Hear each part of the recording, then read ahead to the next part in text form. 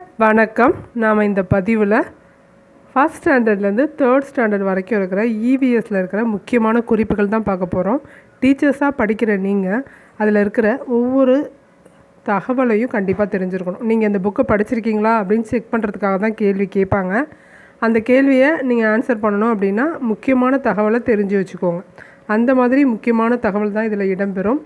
நீங்கள் கண்டிப்பாக புக்கை படிக்க தேவையில்லாத அளவுக்கு இதில் இன்ஃபர்மேஷன் இருக்கும். ஆனால் நான் புக்கு கையில் வச்சுருக்கேன், உங்கள் வீடியோவை பார்ப்பேன் அப்படின்னா நீங்கள் பண்ணுறது முட்டாள்தனமான செயல். புக்கை தான் நீங்கள் முதல்ல படிக்கணும். புக்கு இல்லாதவர்கள், புக்கு கிடைக்காதவங்களுக்கு தான் இந்த பதிவு. புக்கை பார்த்து படிங்க. முடியாதவங்க மட்டும் வீடியோவை தொடருங்க. இன்ஃபர்மேஷன் எல்லாமே செகண்ட் ஸ்டாண்டர்ட்லேருந்து தான் ஸ்டார்ட் ஆகுது. ஃபஸ்ட் ஸ்டாண்டர்டில் வெறும் படங்களாக தான் இருக்குது. பார்க்கலாம். உங்களுக்கு தெரியுமா ஒரு மரத்தோட வயதை எப்படி கணிப்பீங்க அப்படின்னு கேட்பாங்க. மரத்தோட வயதை அந்த மரக்கட்டையில் உள்ள ஆண்டு வளையங்கள் இருக்கும். ஒவ்வொரு ஆண்டுக்கும் ஒவ்வொரு வளையம் மாதிரி இருக்கும். அதை கட் பண்ணி நடுவில் பார்த்தா தெரியுது தான் வளையங்கள். அதை வைத்து கணக்கிட முடியும். நாம் சிப்பியிலிருந்து முத்தை பெறுகிறோம்னு சொல்கிறாங்க. செம்பருத்தி, அரளி, மல்லிகை இதெல்லாம் புதர் செடிகள். ஏறுகொடி, படர்கொடிக்கு வித்தியாசம் தெரியணும், பார்த்துக்கோங்க. ஏறுகொடி அப்படிங்கிறது அவரைக்காயும் புடலங்காய், பீக்கங்காய் இதெல்லாம் ஏறுகொடி. படர்கொடி அப்படின்னா தர்பூசணி, முலாம்பழம் இதான் படர்கொடி. கூடு கட்டாமல் பிற பறவைகளோட கூடுகளில் தன் முட்டையை போடுறது எது அப்படின்னா குருவி. கூடவே கட்டாது, வேறு காக்காவோட கூடோ இல்லை வேறு எந்த பறவையோட கூடோ இருந்தாலும் அதில் போயிட்டு முட்டையிடுவது எது அப்படின்னா குருவி தான் முட்டையிடும். சாதாரண விஷயமா இருக்கும், அது ஒரு மார்க்கை நமக்கு கொடுக்கும். அதனால் தெரிஞ்சு வச்சுக்கோங்க. பூசணிக்காய் படர்கொடி. மிளகு நறுமணப் பொருள். வேப்பமரம் மரக்கட்டை. திராட்சை ஏறுகொடி. பருத்தி இழை. பாக்கி எல்லாமே கெஸ் பண்ணிடலாம். அந்த திராட்சை ஏறுகொடிங்கிறத கரெக்டாக கெஸ் பண்ணால் தான் ஆன்சர் கண்டுபிடிக்க முடியும். அடுத்து, நாம் நமக்கான சட்டங்களை இந்திய அரசமைப்பு சட்டம் உருவாக்கி நடைமுறைப்படுத்தியது. அந்த நாள் ஜனவரி 26, 1950. இந்த நாளையே நாம் குடியரசு நாளாக கொண்டாடுகிறோம். டாக்டர் ராஜேந்திர பிரசாத் அவர்கள் நம் இந்தியாவின் முதல் குடியரசுத் தலைவர். தேசிய கொடி மூவர்ண கொடி. நமது தேசிய கொடி செவ்வக வடிவிலான மூவர்ண கொண்டது. இது 3 சம அளவு பட்டைகளை கொண்டிருக்கும். வெள்ளைப்பட்டையில் காணப்படும் நீல நிற சக்கரம் அசோக சக்கரம். இது 24 ஆரங்களை கொண்டது. இவை நாட்டின் முன்னேற்றத்தையும் விழுமியங்களையும் குறிக்கின்றன. தேசிய விலங்கு எது அப்படின்னு கேட்பாங்க. தேசிய விலங்கு வங்காள புலி. தேசிய நதி எதுன்னு கேட்டாங்கன்னா கங்கை. தேசிய மலர் மயில். தேசிய மரம் ஆலமரம். தேசிய மலர் தாமரை. தேசிய பழம் மாம்பழம்னு சொல்லியிருக்காங்க. அதுக்கப்புறம் தேசிய நீர்வாழ் விலங்கு கங்கை நதியில் வாழும் டால்ஃபின் தான் தேசிய நீர்வாழ் விலங்கு. சந்திக்கடவு அப்படின்னா என்னன்னு கேட்குறாங்க. சந்திக்கடவு அப்படிங்கிறது லெவல் கிராசிங். இருப்பு பாதையும் சாலையும் சந்திக்கும் இடம்தான் சந்திக்கடவு. இது நிறைய பேருக்கு தெரிய வாய்ப்பில்லை. சூரிய ஒளி பூமியை வந்தடைய ஆகும் நேரம் 8 நிமிடங்கள். நிலவில் முதலில் காலடி வைத்தவர் நீல் ஆம்ஸ்ட்ராங். எல்லாமே செகண்ட் ஸ்டாண்டர்டில் கொடுத்துருக்க இன்ஃபர்மேஷன். அறுவடை காலத்தையும் பயிரிடும் காலத்தையும் நம் முன்னோர்கள் இதன் வழி கண்டறிந்தனர். மேலும் திசைக்காட்டியாகவும் இதனை பயன்படுத்தினர். எது? நட்சத்திர குழுக்களோட இருப்பிடத்தை வைத்து. நிலவில் நிலையை அடிப்படையாக கொண்டு கொண்டாடப்படும் விழாக்கள்னு 2 கொடுத்துருக்காங்க. ஈகை திருநாள், மகாலய அமாவாசை. இரவில் செயல்படும் சில விலங்குகள் வவ்வால், ஆந்தை, காட்டுப்பூனை, எலி, கரப்பான் பூச்சி மற்றும் மின்மினி பூச்சி. இது எல்லாமே நைட்டில் ஒர்க் பண்ணுறது. ஆந்தை தனது தலையை எந்த அளவிற்கு சுற்றி பின்னால் இருப்பதை பார்க்கும்? 3/4 பங்கு அளவிற்கு. முன்னெல்லாம் பர்சன்டேஜ் வரைக்கும் கொடுத்துருந்தாங்க, இப்போ 3/4 பங்கு அளவிற்குன்னு ரஃபாக கொடுத்துட்டாங்க. இரவில் மலரும் மலர்கள் எப்போவுமே நறுமணம் அதிகமாக இருக்கும், ஒயிட்டாக இருக்கும். மல்லிகை, அல்லி, சம்மங்கி, சப்பாத்தி கள்ளி, ஊமத்தம்பூ. இரவில் மலரும் மலர்களில் ராணி என அழைக்கப்படுவது நிஷாகாந்திங்கிற மலர். அது பிக்சரோடு கொடுத்துருப்பாங்க, கேட்க வாய்ப்பு இருக்குது. நிஷாகாந்தி தான் இரவில் மலரும் மலர்களில் ராணின்னு அழைக்கப்படுது. குறிஞ்சி ஒரு வகை புதர் செடி. குறிஞ்சி பூ இருக்கு இல்லையா, அது புதர் செடி வகையை சார்ந்தது. எந்த பூவின் வண்ணம் பெயரால் ஊட்டியில் உள்ள நீலகிரி பெயர் பெற்றது? 12 ஆண்டுக்கு ஒரு முறை மட்டுமே மலரும் ஊதா மற்றும் நீல வண்ண குறிஞ்சி மலரின் பெயரால் தான் அந்த நீலகிரி அப்படிங்கிற பெயரே வந்துச்சு. அது நீளமாகவும் ஊதாவாகவும் இருக்கும், அதை வச்சு பெயர் வச்சுருக்காங்க. எந்த செடியின் மலர் கிரீட மலர்கள்னு அழைக்கப்படுகிறது? எந்த செடியின் மலர்? எருக்கு செடியின் மலர்கள் கிரீட மலர்கள்னு அழைக்கப்படுது. இரவில் மலரும் பெரும்பான்மையான மலர்கள் வெள்ளை நிறத்திலும் அதிக வாசனையுடனும் காணப்படும். பச்சொந்தி எந்த வகையை சார்ந்தது? பல்லி இனத்தை சார்ந்தது. பல்லியின் வால் துண்டிக்கப்பட்டால் எவ்வளவு நாட்களுள் மீண்டும் வளரும்னு கேட்டிருக்காங்க. 1 அல்லது 2 மாதத்திற்குள் பல்லியோட வால் திரும்ப வளர்ந்துடும்.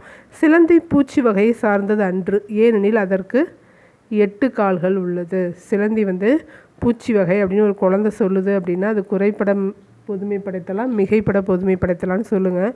நீங்கள் சைக்காலஜி படிக்கணுன்னா சைக்காலஜி பிளேலிஸ்ட்டில் இருக்குது, ஃபஸ்ட் லெசன்லேயே வரும்னு நினைக்கிறேன். சிலந்தி பூச்சி வகையை சார்ந்ததில்லை, அது ஒரு உயிரினம். 8 கால்கள் உள்ளதுனால 6 இருந்தால் தான் பூச்சி, 6க்கு மேலே இருக்கிறதெல்லாம் பூச்சி கிடையாது, உயிரினம். அடுத்து 3rd ஸ்டாண்டர்ட் இங்கே தான் ஸ்டார்ட் ஆகுது. உலக கை கழுவும் தினம் அக்டோபர் 15, உலக கழிவறை தினம் நவம்பர் 19, தேசிய குடற்புழு நீக்க தினம் பிப்ரவரி 10. சுல பன்னாட்டு கழிவறை அருங்காட்சியகம் எங்கு செயல்படுத்தப்பட்டு வருகிறது அப்படின்னா புதுடெல்லியில் 1992 முதல். புதுடெல்லியில் தான் சுல பன்னாட்டு அருங்காட்சியகம் செயல்படுது. எந்த வருஷத்துலேருந்து அப்படின்னு கேட்டாங்கன்னா 1992. இங்கு 3000 ஆண்டு தொடங்கி 20ஆம் நூற்றாண்டு வரைக்கும் உள்ள 50 நாடுகளில் பயன்படுத்தப்பட்ட கழிவறை மாதிரிகளை காட்சிப்படுத்தி இருக்காங்க எங்கள் புதுடெல்லியில். பூவந்தி மரத்தின் பழத்தில் உள்ள ஒரு வேதிப்பொருள் தான் சோப்பிற்கு மாற்றாக பயன்படுதான். அந்த பூவந்தி மரத்தில் இருக்க பழத்தை எடுத்து யூஸ் பண்ணாலே நமக்கு சோப்பு மாதிரி யூஸ் பண்ணிக்கலாம். அதில் ஒரு வேதிப்பொருள் இருக்குது, அந்த வேதிப்பொருளோட பேர் தான் சம்போனின். உலக சுகாதார தினம் ஆண்டுதோறும் எப்போ கொண்டாடப்படுது? ஏப்ரல் 7ஆம் நாள் கொண்டாடப்படுகிறது. டிஜிட்டல் கண் சிரமம் என்பது என்ன? கண்கள் உலர்ந்து போதல், கண் சிரமப்படுதல், மங்கிய பார்வை, தலைவலி, கணினி அதிக நேரம் பார்க்கறதுனால இதெல்லாம் வருதுன்னு சொல்கிறாங்க. டிஜிட்டல் கண் சிரமம். காதணி ஒலிக்கருவி அப்படின்னா என்ன? ஹெட்செட்டு. தலையணை ஒலிக்கருவி அப்படின்னா ஏர்பாடு. இல்லை, மாற்றி சொல்கிறேன். காதணி ஒலிக்கருவினா ஏர்பாடு, தலையணை ஒலிக்கருவினா தான் ஹெட்செட்டு. போன்றவற்றை பயன்படுத்தும் போது கேட்க வேண்டிய ஒலி அளவு என்னன்னு சொல்லியிருக்காங்க. 60% குறைவு. ஒலி அளவானது எந்த அலகால் அளக்கப்படுகிறது? டெசிபல். எந்த டெசிபல் அளவிற்கு மேல் கேட்கும்போது ஒலி ஆபத்தானதாக மாறும் அப்படின்னா 85 டெசிபலுக்கு மேலே கேட்கக்கூடாது, காது சவ்வு கிழிஞ்சிரும். நமக்கு முன்பாக 10 அடி தொலைவில் எந்த வடிவத்தை பெரிதாக வரைந்து தலை அசைக்காமல் அந்த வடிவத்தை பார்ப்பது கண் பயிற்சியாக அமையும்னு சொல்கிறாங்க. 8 வடிவம், 8 மாதிரியான வடிவத்தை வரைஞ்சிட்டு 10 அடி தொலைவிலேருந்து அதை கண் இமைக்காமல் தலையும் அசைக்காமல் அப்படியே பார்த்தோம்னா கண்ணுக்கு நல்ல பயிற்சி. குழந்தைகள் தன்னைத்தானே பாதுகாப்பாக வைத்துக்கொள்ள எத்தனை விதிகள் உள்ளன? 3 விதிகள். முதல் விதி, மறைமுக உறுப்புகளை பிறர் பார்ப்பதோ தொடுவதோ மிகவும் தவறான செயல் அப்படின்னு அதுங்களுக்கு தெரிஞ்சிருக்கணும். நீங்கள் தான் சொல்லிக் கொடுக்கணும், டீச்சர்ஸ் ஆகிய நாம தான் சொல்லிக் கொடுக்கணும். யாரும் தொட்டால் தொடாதே என்று கூச்சலிட்டு விட்டு அந்த இடத்திலிருந்து ஓடிவிடுவது 2வது விதி. 3வது விதி, தீய தொடுதலாக நீ உணர்ந்தால் உனக்கு உதவி கிடைக்கும் வரை நம்பிக்கை உடைய பெரியவர்கள் எவரிடமாவது கூறிக்கொண்டே இருக்க வேண்டும். உதவி கிடைக்கிற வரைக்கும் சொல்லிக்கிட்டே இருக்கணும் அப்படின்னு இந்த 3 விதிகளையும் குழந்தைகளுக்கு சொல்லித்தரணும். அப்போ உங்களுக்கு கண்டிப்பாக தெரிஞ்சிருக்கணும், தெரிஞ்சு வச்சுக்கோங்க. சிறார் உதவி எண் என்னன்னு கேட்பாங்க. 1098. இதை 1098ன்னு ஈஸியாக சொல்லிக் கொடுக்க முடியும். பார்வையற்றவர்கள் சிறப்பாக படிப்பதற்கான முறை பிரெய்லி முறை. ஊனமுற்றோர் அல்லது இயலாதவர் என்று அழைக்காமல் எவ்வாறு அழைக்க வேண்டும்? மாற்றுத்திறனாளிகள்னு அழைக்கணும். ஒரு பொருளில் காணப்படும் துகள்களின் அளவு தான் நிறை. ஒரு பொருள் அடைத்து கொள்ளும் இடத்தின் அளவு அதன் கன அளவுன்னு கொடுத்துருக்காங்க. ஒரு பொருளை தள்ளுவதற்கு கொடுக்கப்படும் விசையை விட இழுப்பதற்கு குறைவான விசையே போதுமானது அப்படிங்கிறது தான் 3rd ஸ்டாண்டர்டில் கொடுத்துருக்க இன்ஃபர்மேஷன். இந்த லைனை அப்படியே கொடுத்துட்டு அப்படியே கொஷினாக கேட்டுருவாங்க. விசையின் வகைகள் 2 வகை. தொடு விசை, தொடா விசை. தொடு விசை 3 வகைப்படும். தசைநார் விசை, இயந்திர விசை, உராய்வு விசை. இதெல்லாம் தொடுறதுனால நடக்கிற விசைகள். தொடா விசை எது அப்படின்னா புவியீர்ப்பு விசை, காந்த விசை. புவியீர்ப்பு விசை, காந்த விசை இது ரெண்டும் தொடா விசைக்கு வரும். இயந்திரத்தினால் கொடுக்கப்படும் விசையை என்னன்னு சொல்கிறோம்? எந்திர விசைன்னு இன்னொன்றும் இருக்குது. அடுத்து, அழுத்த சமையல் கலன். ப்ரெஷர் குக்கரில் சாதாரண பாத்திரங்கள் சமைப்பதை விட 4 மடங்கு வேகமாக உணவை சமைக்க முடியும். அடுத்து, வாயு அடுப்பு அப்படின்னா கேஸ் அடுப்பு. கட்டுப்படுத்தப்பட்ட வெப்பத்தினால மிக வேகமாக சமைக்கிறது தான் ப்ரெஷர் குக்கரு. கலப்பி அப்படின்னா மிக்சர். அரைக்கும் இயந்திரத்துக்கு தமிழில் அங்கே கொடுத்துருக்காங்க, அதனால் இதெல்லாம் தெரிஞ்சு வச்சுக்கோங்கிறதுக்காக சொல்கிறேன். கிரைண்டரை அரைக்கும் இயந்திரம்னு கொடுத்துருக்காங்க. மிக்சருக்கு கலப்பின்னு கொடுத்துருக்காங்க. காய்கறி கட் பண்ணுற மிஷின் ஸ்லைசரு. மின்சார அழுத்த சமையற்கலன்னு சொல்லணும் எலக்ட்ரிக் குக்கருக்கு. கொதிக்கெண்டி அப்படிங்கிறது வாட்டர் ஹீட்டர். கொதிக்கெண்டினா வாட்டர் ஹீட்டர். மின் அடுப்பு வந்து எலக்ட்ரிக் ஸ்டவ் தான் வந்து மின் அடுப்பு. காஃபி தயாரிக்கிறது காஃபி மேக்கர். ஏழைகளோட உயிர் எதிர்பொருள் எதுன்னு கேட்பாங்க. பூண்டு தனியாக கொடுத்துருக்காங்க, படிச்சுக்கோங்க. செரிமானத்தை ஊக்குவிப்பது, குமட்டல் உணர்வை குறைக்கிறது இஞ்சி. கிருமி நாசினியாக பயன்படுறது மஞ்சள். சளி இருமலுக்கு சிறந்த நிவாரணி மிளகு. பல்வலியை நீக்குவது வந்து லவங்கம். பாதரச வெப்பமானியை கண்டுபிடித்தவர் யார் அப்படின்னா டேனியல் ஃபாரன்ஹீட். 1714 ஜெர்மனிய இயற்பியலாளர் டேனியல் ஃபாரன்ஹீட்டுங்கிறவர் தான் கண்டுபிடிச்சாரு. சமுதாயத்தின் அடிப்படை அழகு குடும்பம். சமுதாயத்தின் அடிப்படை அழகு குடும்பமாக இருக்குது. அடுத்து ஒன்று, காவல்துறை மற்றும் இதர சட்ட விதிக்கு பயன்படாமல் எந்த ஒரு மனிதரும் தானே முன்வந்து உதவி செய்ய வகை செய்யும் சட்டம் தான் வந்து கைமாறு கருதாது பிறருக்கு உதவி செய்யும் சட்டம். அது வந்து குட் சமரித்தான் லான்னு சொல்லுவாங்க. இது சென்ட்ரல் கவர்மெண்ட் கொண்டு வந்திருக்கு. 2014 கொண்டு வந்துச்சு. யாராவது அடிபட்டால் பயப்படாமல் போய் உதவணுங்கிறதுக்காக இந்த சட்டம் கொண்டு வந்திருக்காங்க. உங்களை எதுவுமே கேட்க மாட்டாங்க. நீ யார், எதனால் வந்த, நீ வந்து கேஸ் கொடு, காசு கொடு, எதுவும் கேட்க மாட்டாங்க. அதுக்கு காரணம் இந்த சட்டம் தான். 2014 கொண்டு வந்த சட்டம். இந்திய தேசிய இராணுவத்தை உருவாக்கியவர் யார்? நேதாஜி சுபாஷ் சந்திர போஸ். நமது அரசியலமைப்பின் பாதுகாவலன் யார் அப்படின்னா உச்ச நீதிமன்றம். ஊராட்சி மன்ற தலைவரையும் ஊராட்சி மன்ற உறுப்பினர்களையும் தேர்ந்தெடுக்கிறது கிராம மக்கள் தான். நேரடி தேர்தல் மூலமாக தேர்ந்தெடுக்கிறாங்க. ஊராட்சி மன்ற தலைவர் உறுப்பினர்களின் பதவி காலம் வந்து 5 ஆண்டுகள். ஊராட்சி மன்ற துணைத் தலைவரை யார் தேர்ந்தெடுக்கிறாங்கன்னு கேட்டால் வார்டு உறுப்பினர்கள் தான் தேர்ந்தெடுக்கிறாங்க. சோழ அரசு எதன் மூலம் கிராம நிர்வாக உறுப்பினரை தேர்ந்தெடுத்தாங்க? எந்த தேர்தல் முறையை பின்பற்றினாங்க? குடைவோலை முறையை. இதை நம்ம எப்படி தெரிஞ்சுக்கிறோம் அப்படின்னா காஞ்சிபுரத்தில் உள்ள உத்தரமேரூர் கல்வெட்டு மூலமாக தெரிஞ்சுக்கிறோம். ஊராட்சி மன்றம் செய்யும் பணிகள்லாம் என்ன? மின்சார வசதி செஞ்சு தர்றது, பொது கிணறு தோன்றது, குடிநீர் வசதி, சாலை பாதுகாப்பு, கழிவுநீர் கால்வாய், சிறிய பாலங்கள், தொடக்கப்பள்ளியை பழுது பார்க்கறது யாரோட வேலை? ஊராட்சி மன்றம். சுகாதார வசதி. கிராம சுயராஜ்யம் என்ற வார்த்தையை முதலில் பயன்படுத்தியவர் யார்? மகாத்மா காந்தி. கிராம பஞ்சாயத்து விருது பெற்ற கிராமம் எங்கே இருக்குது அப்படின்னா கோயம்புத்தூர் மாவட்டம் ஓடத்துறையில் இருக்குது. ஓடத்துறை கிராமம் பெற்ற விருதுகள் என்னென்ன அப்படின்னா நிர்மல் புரஸ்கார் விருது, பாரத ரத்னா ராஜீவ்காந்தி சுற்றுச்சூழல் விருதும் வந்து ஓடத்துறை கிராமம் வாங்கியிருக்கு. மக்களாட்சியோட அடிப்படை அழகு வந்து கிராம சபை தான். 73வது சட்ட திருத்தம் 93 கொண்டு வந்தாங்க. இதோட முக்கியமான அம்சமே 3 அடுக்கு பஞ்சாயத்து முறை தான்.